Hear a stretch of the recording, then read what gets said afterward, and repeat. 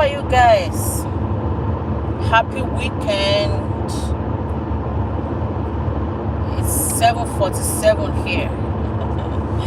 Saturday the 19th. And I'm on my way out to go do some runnings. I mean for some shoppings. Some grocery shopping. So this morning, actually yesterday, I was just deliberating. Like at times you start flashing back to things and you are just ruminating on it. So this case of codeplay adultery,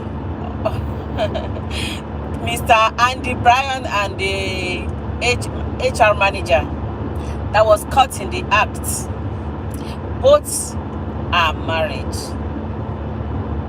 So definitely they've been like seeing themselves secretly before they went to that concert, the Coldplay concert. And the kiss cam like highlighted them in their intimate position. These are two married people. They are married to separate spouses. The woman is married, the man is married, and they are doing this like having an affair.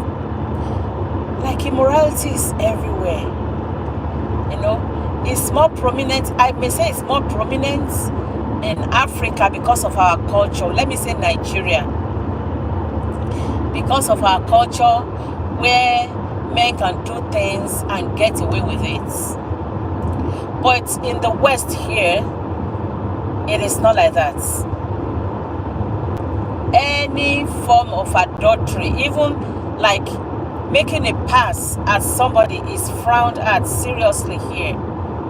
So I think that's why men are more cautious. I'm not saying they are more, I wouldn't say they are white men or men in the West are more better or more careful, more decent. But I think because of the law that can be against them, maybe that is why they are more cautious, are more careful when they want to do that protects them or prevents them from doing what all men do, or most men. So these people, I was just thinking, like, this man, he's a CEO of a company. They say a tech company. Is it astronauts they called it?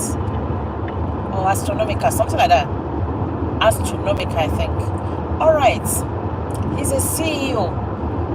I believe he has some assets. He has some amount of wealth in his possession, in his name.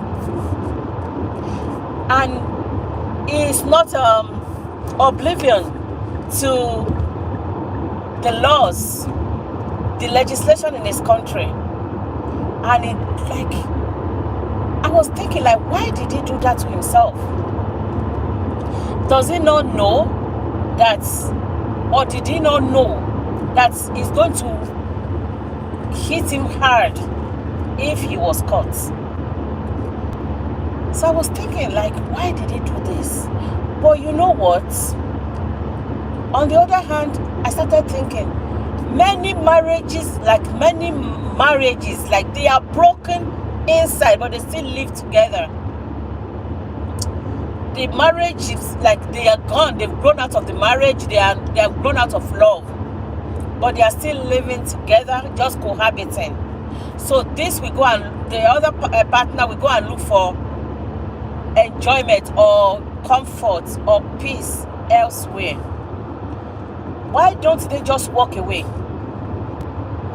Why don't they say, okay, you know what, this thing is not working, I think I am tired.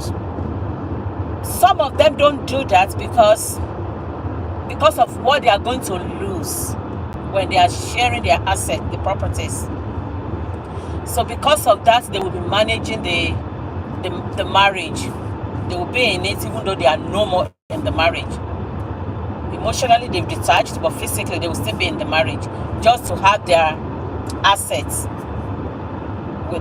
with them, so that they wouldn't share the assets with their spouse if there is a divorce. Because I was thinking, why will a woman be cheating? A married woman cheating with another married man? What are both of them? What are they looking for? Because if it's sexual satisfaction, they are both married. It's not that they are single. So definitely there is maybe emotional disengagement from both marriage. Emotional disengagement. But they refuse to part ways. They are cohabiting, even though they've grown out of love. Because if that is not the case, why will you be cheating? If that is not the case, why will you be cheating when you are married? If you love your spouse, if you are enjoying your marriage, there wouldn't be any need for you to cheat. So now, divorce is allowed. Gone are those days that people are being seen. If you divorce, you are being seen as, that they stigmatize you. But now, especially in the West, it is very allowed. It is nothing to be ashamed of. So why are they still in their marriages when they know that they are no more in love with their spouses? Can it be because of the asset sharing, alimony, when they divorce? I don't know how rich the lady is, but this man is CEO. I believe that he has some, like somebody was talking about him, about his wealth, net worth, and he's very high up there. He wouldn't want to walk. He didn't want to walk away from the marriage. He didn't want to divorce the wife because of alimony, maybe. But now look at his premium disgrace. Premium disgrace to like dating your employer. He painted his company in a bad light. He disgraced his wife, his children, and the company. Then he disgraced himself. Look at how they were exposed. Big disgrace. So, wouldn't it be better for him to have divorced this woman honorably? Because the asset maybe the asset that he was trying not to share, he's going to share it now. Because the woman will be laughing wherever she is now. I heard that the woman has taken away her surname, the husband's, from her Facebook page. She removed the man's name. So definitely, and some people were telling her to lawyer up. Like little things, even before, if a woman is divorcing in the West, all they want is like, they want like share the asset and give me my own, let me go. Look at Portia Williams and Gobadia. They want this asset and they want to go. Not to talk of a man that cheated, that gave the wife a premium disgrace. You know? So this woman is going to milk him dry. She's going to milk him dry. Then the husband of the woman that he was cheating with, that man can sue him too for committing adultery with his wife. Another money going from there. You know? So, what is the need? The asset that he didn't want to share, if he divorced, is he not going to share the assets now? I don't know what his company will do to him. I don't know his punishment with his company. But you know, it's so disgraceful. Look at his children may not forgive him forever. You know, these are children in the West. It's not like an African culture where they will say, oh, your father is your father, your parents are your parents, so you can't do anything. This Obodo Igbo children, they don't care. They just erase the person permanently from their brain, from their life. So, does it worth it? Does it worth it? you know that you're living in a structured country, in a civilized country where everything is in order. If it's in Nigeria now, this man they will be giving him accolade, and they will be shaming the woman. That is my country for you. They will be shaming the woman. You seduced him. You seduced him. You were looking for his wealth. You want, like, that's what they will be doing in Nigeria. But this is a Western world where there is law, and this law is not hidden from anybody, even us immigrants. We know the law and we use it. We know the law and we use it, even though we are not originally from this country. But they say when you are in Rome, you behave like Romans, isn't it? So we use the law too. So how much more him that knows that if adultery is committed and you are found out, these are the things that I'm going to lose. This is what is going to happen to me. And he still went ahead to commit this nonsense acts that he did. Why? Like, at least he could have just divorced this woman and they share assets and he will go his way honorably. The other lady could have just divorced her own husband too. But the person that's going to bear the bonds is this man. He's going to bear it seriously. He's going to burn him hard. The wife will be rejoicing now. The husband of the woman he was dating, he was cheating with, will sue him too. So my concern is that I just pray that this man will not go and delete himself. That is my concern for him, because it's overwhelming for him. I can imagine what he will be feeling like now. How will he be looking at the wife in the house? How will he open his eyes and look at his children straight in the eye? What is he going to tell them? And we know these are white women. They don't talk with adultery or cheating. They frown at it. Even some women, their husband does not need to cheat before they will ask us. And if he's rich, they will just file their divorce case. I want to divorce you so that I can have my asset and go. It's common to women in the West. They want, in my country, you want to divorce your husband, you will divorce and go empty-handed. You have nothing to gain.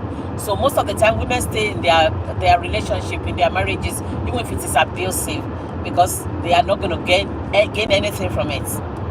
But in the West, it's the other way around. They gain bountifully from divorce if the man is better off financially. So I don't know what will this man, I don't know what he's going to be doing. I don't know how he's going to handle this. As much as he did what is wrong, I wouldn't want him to delete himself. I wouldn't want him to end his life, because this is so disgraceful. This is so shameful. So you'll be thinking of the shame. You'll be thinking of maybe his relationship with his children. It may affect them, their relationship. Then the wife is a goner. Definitely, I believe that the woman is gone. She is already. She will be filing like she's lawyering up now presently. So the husband of the woman will definitely get him sued. Claim for damages. So in his community, in the society, in his workplace, what will his company do to him? So all these things coupled together, I pray this man will not end it. I just pray that God will give him the grace to brace up and pay the price of what he did. He was at fault, because the law is not hidden. So are we just going to say like it is in man nature to cheat? Because when you have a lot of laws that is handicapping you, that prohibits you from having extramarital affairs, and you still went and did it, despite having these stringent laws and policies and legislation, and he still went and did this. Are we saying it's in men nature to cheat? Because I don't know. So let me talk about, in another story, there is this lecturer in Nigeria, in one of the universities in Nigeria. We know how like sexual abuse is like is a norm in Nigeria. Like we're talking about this man now, this Mr. Andy Bryan. We're talking about how he's going to lose some things, how is he going to save his face in the society, this and that. Reverse is the case in Nigeria. They will celebrate him. They will tell him, yeah, you are a man. After all, it's in man nature. Men are polygamous in nature. Okay? And he will get away with it. The woman will be the one that they will crucify, while the man will be walking freely. That is my country for you. So I was reading this morning that a lecturer, I can't remember the university now, that he took a student, a year 2 student, to a hotel to go sleep with this girl. And in the process, he passed. He passed. This is definitely was a married man. He would definitely have his own children, but he did not see it as a bad thing to be sleeping with his students. Education in Nigeria is very fast. By 9 years, you are already in secondary school. 16 years, you are in tertiary institution. So I want to believe that this year 2 girl, maybe around 18, 19. Let's not say 20 years. And a lecturer deemed it fit to take a child, a girl of his children's age, to a hotel to go sleep with her. See, like, we know it's very, like in Nigeria. I'll be going back to, because I'm comparing the 2 scenarios, Andy's case and the one in Nigeria. When I was reading Andy's case yesterday or 2 days ago, I was just like, if this was in Nigeria, nothing will happen. He will get away with it.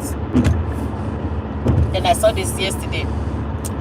This man took a year 2 student to a hotel to go sleep with her.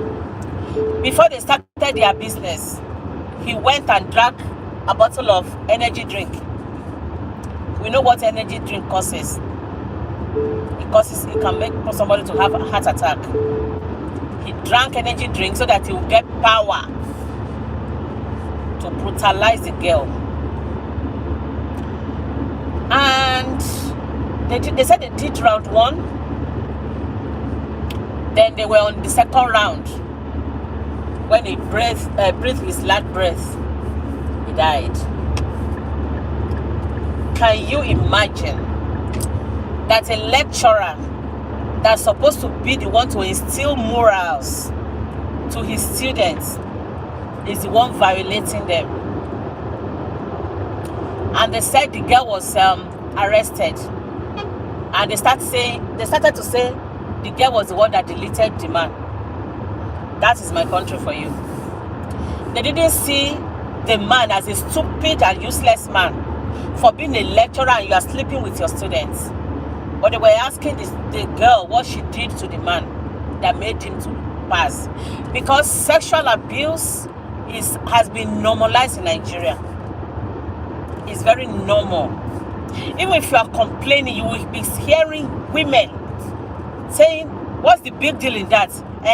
Are you the first person that they will sleep with? So what? Is it not a man? Are you not a woman? It is shameful.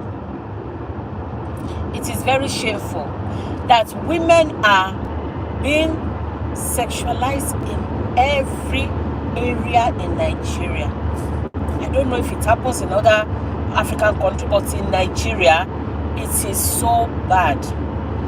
You are in college, lecturer is terrorizing you that you have to sleep with me if you want to pass. It's not because you are brainless. It's not because you don't know what you are doing. But if you want to pass, that you are still going to read, you are still going to be the one to write the exams. But for you to pass, even though you are the most brilliant student in the class, as long as you are a female, for you to pass, you must sleep with me. You can imagine a lecturer saying that, violating these innocent students, turning all of them to Olosho. Then that child will not graduate, that student will not graduate, go for service. There's something they call youth service, NYSC in Nigeria. You serve like it's an internship. They call it internship in this part of the world, or placement. They call it NYSC in Nigeria. National Youth Service Corps. So you go serve your state, your country for 1 year. So you'll be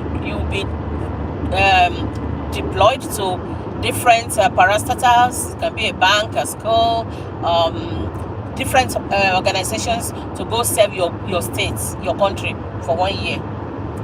So that's very student will get to that place that she's been transferred to.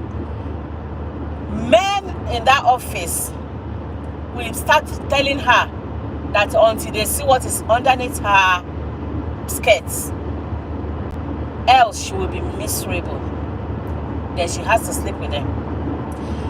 From there, maybe she will start searching for a job. Every application she writes, she must accompany it with her bekos. They must lift her skirt up. It is so sad. I'm so emotional. Why are Nigeria, and it is seen as a norm. Even if you complain, you will be the one that they will shame. My God. Because who are you going to report to? The person that you are reporting to is guilty of the same offense. Who are you going to complain to? Who? Because you are telling a wicked is going to be the one to you are going to report to wicked people like the one that is doing evil to you. So, and I remember I heard that people that are, what do they call them? They call them bankers, that they say I'm on field. I'm like, what does that mean? So they will be the ones to be going around to look for rich men to come and bank with their company, with their banks. So these ladies, they will give you targets. You must hit so million or billion of naira in 2 months or in 3 months. You must go get customers to come and bank with us. These women, these girls will be going to rich men, trying to convince them to come and bank with their bank. And at the end of the day, they use their body. Why are girls sexualized in Nigeria? And it is normal. Even married women in Nigeria, they are being molested, harassed. They are being sexually harassed. What is your right that you have the right to get? Normally, the person in charge will tell you until you submit yourself. It's so sad. Let me tell you guys, when I was in college, my first year in college, there was this lecturer that came to my college. He was a youth corps. Okay, he was a copper. That means he just graduated university, and he was placed in my college to do his internship. We call it internship in this part of the world, but they call it National Youth Corps in Nigeria. So he wasn't a lecturer, full-time lecturer. He was a newly graduated student that was doing his internship in my college. So he was teaching us economics. There was this module that is our economics. This guy was on me. He was like, I want to date you. I want to date. I'm like, no, I cannot. I'm not dumb. I just can't do it. I can't imagine me sleeping with somebody that I don't even have feelings for. And I don't know how they are doing that. Anyways, this man was on my case. And he told me one day, he said, I will see how you are going to escape me from sleeping with you. I want to see how are you going to do that. So I said, you will never sleep with me. So that's at the end of the month, like I used to go back home every month end to go get my monthly allowance from my parents. It wasn't, don't know if it was now, they would have just transferred it electronically or something. No, so I would go back home every month to go get my monthly allowance. So that weekend, I went home on Friday. So I was thinking of coming back on Sunday, but home was interesting. I said, no, I'll be going on Monday. Unfortunately, none of the drivers was available to take me back to college. So I had to take the public transport. I went with public transport really, but most of the time when I'm coming, because they would do some shopping for me, this and that, then they would tell the driver to go drop me in college. But that day, I only got money then because we were about to start our exams and everything. So there was no car to take me back to college. So I went with public transport. Unfortunately, when we were going, the bus got spoiled on the road. Not really spoiled, the tire. So the driver needed to change the tire and everything. So anyway, I missed my lecture. My first lecture was this lecturer. And you know, he had like assured me that he was going to sleep with me because I was going to fail. So as soon I don't sit at the back of the class, I sit in the first row. So as soon as he came into the class, he realized that I wasn't in the class. Guess what this lecturer did? Usually some lecturers, they're supposed to do CA for us, maybe 20%, then 20, because usually our CA is 40%, then the exam is 60. So most lecturers, they do CAs, 2 CAs for us. They will do 20%, then another 20%. So that if you didn't do well in the first one, you catch up with the second one. This lecturer came into the class, noticed that I wasn't in the class, and told them that he's going to do a CA for them, and it's going to be 40%. So they did the CA. I wasn't in the class. Out of 100, I had already scored 0 because I wasn't in the class. I went back to him when I got to the college. I said, sir, I missed your CA. Is there any way of you giving me, maybe you just do something for me to maybe to do my own CA, or what can you do for me? Because this is a situation, the car broke down, the bus broke down, and I wasn't able to come to school. And he said, he looked at me and was like, you know what? I will see how you are going to pass and go to your to second year, because now you have already scored 0 out of 40. Now you have 60% to go. So I want to see in your exams, I want to see how you are going to make that 60%. And that lecture, like, I'm not good with mathematics. So that module was money and banking. So it had a bit of calculus in it. I wasn't really good in the course. So I begged him, because like, if you want to pass, you have to. I said, no, I'm not sleeping with you. Then I left his office. Now I have 60% to battle. And this is a course that I'm not really sound at. Guys, I studied like mad. But luckily for me, my department was a very tough department. Like the lecturers, those are our professors, those are dean and everything. They were strict men, older men, very like old and disciplined men. So he could not manipulate my, he's a student. He was a student lecturer, okay? So they will definitely look at his marking. They will look at what he marks. So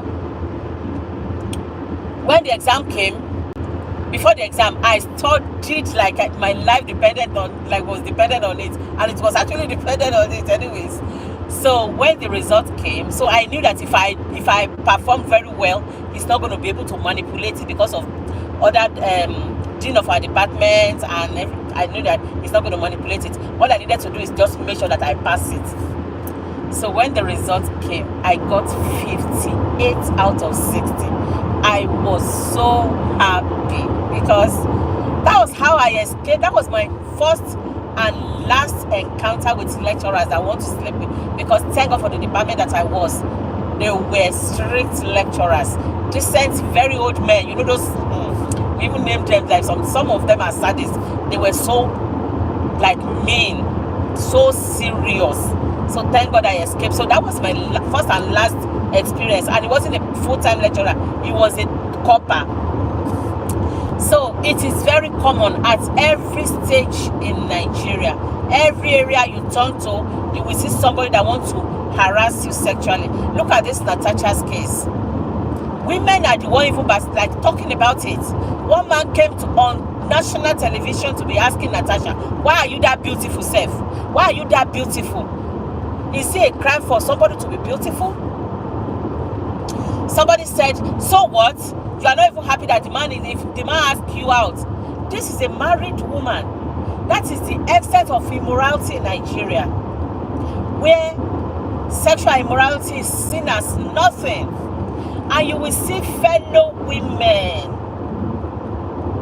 putting their any woman that complains, they will be like telling you to shut up. What was the problem?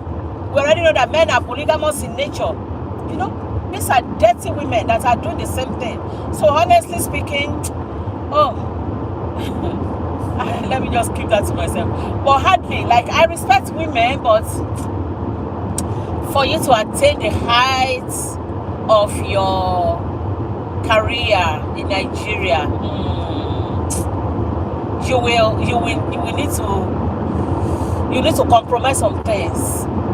So you will see some people that have self-dignity. If they refuse to compromise, that may be the end of their career. Not because they are not good, not because they are not able or viable, but because they refuse to compromise their body. And you will see some people that does not even know anything, that doesn't even have the capacity. They will be excelling because they have what it takes, which is their private, that they can sell quickos. There is this woman, people that, like in Nollywood, it is the order of the day in Nollywood. You want roles, you have to be able to sleep with different movie directors, movie producers. Like, why? Indecency is celebrated in that country. There is one woman, she's Adelo's daughter. She's very good with acting. Moji Afolayo. She married one actor too, called Ojo Pagogo. I don't know if you Yorubas, if you know who I'm talking about. And recently she came to TVC, and she was like, all of a sudden I stopped seeing her, and I was like, where is this woman? I said maybe she left acting. She was very beautiful. So I stumbled on the video on YouTube 4 days ago, where she was telling them on TVC that she stopped acting, she quit acting because producers wanted to sleep with her for roles. And she told them that she wasn't going to do that she wasn't going to compromise her body for roles. They stopped, like they blacklisted her. And one of the presenters asked her, your husband is an actor too, in the same industry. They didn't bother, like they were unbothered, even though her husband was their colleague. They still wanted to sleep with this woman. That is the height of indecency in Nigeria.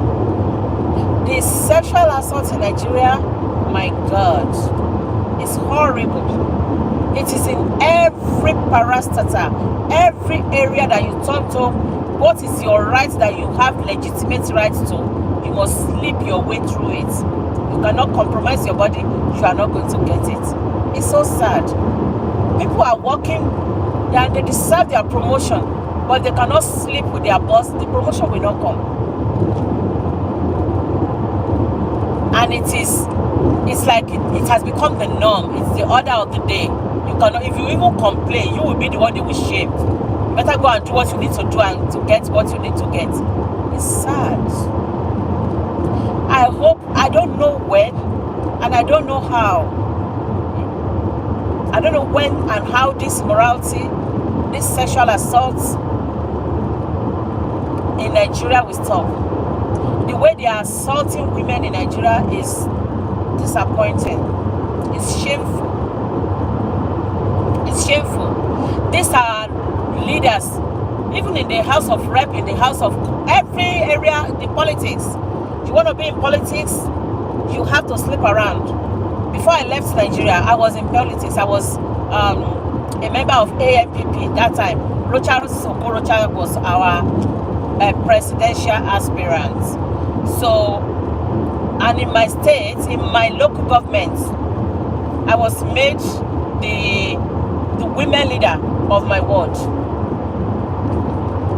So they were asking me to even contest, like to come and be the deputy chairman of our local government, yeah, because I studied political science. So they were like, oh, you have the nitty-gritty, you know, you have what it takes. And my uncle then was like one of the advocates or what is like powerful person in my ward anyways. So they pushed me to go and be the assistant, deputy chairman, I was the women leader of my ward. So we went for rally in, when was the first rally? I think it was in Abuja. Yeah, we went for rally in Abuja. Convention, yeah, we went for convention in Abuja. So all the women, they put us in Agora Hotel. Is it Agora Hotel then? I can't remember the hotel. Some of us were in Agora Hotel. Some of us were in Naikonoga Hotel. Some of us were in Sheraton Hilton or something like that in Abuja. So later I found out that the Agora Hotel wasn't I think it was Agora Hotel. The Agora Hotel wasn't let's call it a 3-star hotel. So we were there. I think those of us that refused we didn't blend with their men there. They left us in that small hotel. Then we were not allowed to sleep alone in our, so we had you have your roommates. So I think I had 2 other roommates. Then those ones that are cooperating, they were in Naikonoga, they were in Sheraton. Anyways, when it was the second day, the second night, we found out that people in our own hotel, the rooms were almost empty because these girls have decided to sort themselves out. They went out because in the morning they would come for us, they would pick us, take us to convention ground. We were there for maybe 4 days or 3 days for the convention. People were sorting themselves out. So these politicians were looking for people to sleep with. I was just like, wow. So the second convention that we went for, we went to Enugu State. That was when I now told myself, like, this politics is not for me. So there was this guy, I can't remember his name. He said he was Rochas Okorocha's cousin. So he wanted to use that influence. He was one of the boys that Rochas Okorocha was taking around then. He said he was his cousin anyways. So I was married. Okay? And this guy said he wanted to, I think he was married. I don't even know if he was married or not. He wanted to date me. I'm like, no, you can't.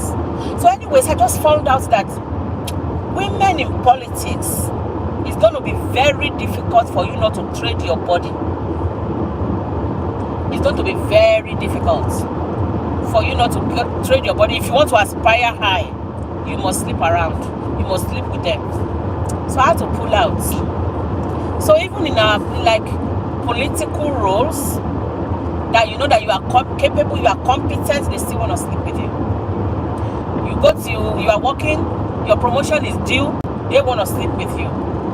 How many people will you sleep with to get everything, every area of life? It's so sad. It is sad. And our society is an enabling society. Women are enablers of these perpetrators. It is. They are. They are. You can see what Andy is facing now. He's ashamed of himself. But if it was in Nigeria, he would be celebrated. That's why I'm just comparing the two scenario. He will be celebrated. The woman will be shamed. But now the woman is being pitied. People are pitying the woman. They're saying, oh my God, what a disgrace to your family. But in Nigeria, they'll say, hey now, what did you do to your husband? Maybe you don't give him enough this. Maybe you are not good to him. It's nature is in men's nature to cheat. So why are you complaining? Why are you complaining? So, it's terrible. Anyways, guys, I've compared the two. And I pray that the Lord will heal our land, Nigeria. The Lord will bring sanity to that country. The Lord will bring sanity to that country. It is horrible. And I was saying I wanted to talk about Nigeria because it's my country. I know more of my country than any other country. But I think there was this guy. Is he in Tanzania? I can't remember the country where that guy was that he slept with 32 women. Most of them were his staff. You guys remember that story? That one handsome guy like this. That happened in an African country too. So I want to believe that it's I think it's something that is prevalent in Africa. Even though I don't know much about every other African country, but is it Namibia that time that this thing happened, or is it in Tanzania? I can't remember. That this guy that the guy slept with over 30 of his staff. Sleeping with them everywhere. So it's an African thing. I think maybe we don't know when it's going to happen. I don't know what if it's going to happen even. You remember when they come to this people, Nigerians, 2 years ago, it was so rampant. They were being arrested for sexual harassment in the UK when they were doing this is it CSO application that they were bringing them in to come and do care or to come and study and things like that. All of them, they were even flirting, doing things with like minors. They were arrested, they were jailed and deported. It was so rampant. Like those things, that thing in between their legs is the one that is controlling them. They have no sense. They brought their indecency to a Western world. And thank God that they were being arrested, they were being dealt with. And yet, this, like even somebody was telling me that in Dublin, okay, the children that we raise here in this country, they are now adults, young adults now, 21, 22. Do you know that men that have their age mates as children, they will stay, I don't know, I've never, that will not happen, I don't know, I'm not a teenager anyways, but they said, a woman was telling me at work that it happened to her own daughter. Married men, are like going to be toasting these girls, to be asking them out, to sleep with them. So what I'm saying in essence is, these are men that have left the shore of Nigeria, but they brought the indecency to this country. They brought the indecency to this country. Babies that they had their own baby when these children were being born, but they don't see anything wrong in them. So how will that country change if men that have left the shore of Nigeria still come to the West to do the same thing that they were doing in their country? You imagine luring these children with, especially taxi drivers I heard in Dublin, and they will be toasting these children, trying to convince them, try to lure them into having something bad with them. Some girls are falling victim. I believe that when we come to Western world, we should know better. In fact, the people that are in the West here and they are still behaving in these barbaric ways that they are doing in Nigeria, their punishment is supposed to be tripled. It's supposed to be tripled. It's sad. Anyways, guys, let's continue the conversation in the comment section. Drop your thoughts, drop your opinion. What do you think? How do you think immorality can be eradicated in Nigeria? Do you think there is hope for that country when it comes to sexual harassment on women? If it can happen to a lawmaker, Natasha, and the men gathered again, ganged up against her, do you think there is still hope? Do you think over time that this will change? Our lawmakers, they come to the west, to the western world. So they come to this west, they see what is happening here, but they never learn anything than to go and embezzle money to come and keep in the west. Nothing that is beneficial that they can bring to their country. No. Their archaic behavior, the useless behavior is still in them. So let's continue the conversation in the comment section. And thank you very much, guys. I'll see you in my next one. Bye. Bye. Enjoy your weekends. I'm driving, so I cannot read your comments. I'll read later, then I'll reply you. Okay, have a blessed Saturday. Enjoy your weekend, guys. Bye. Bye. Bye. Bye. Bye.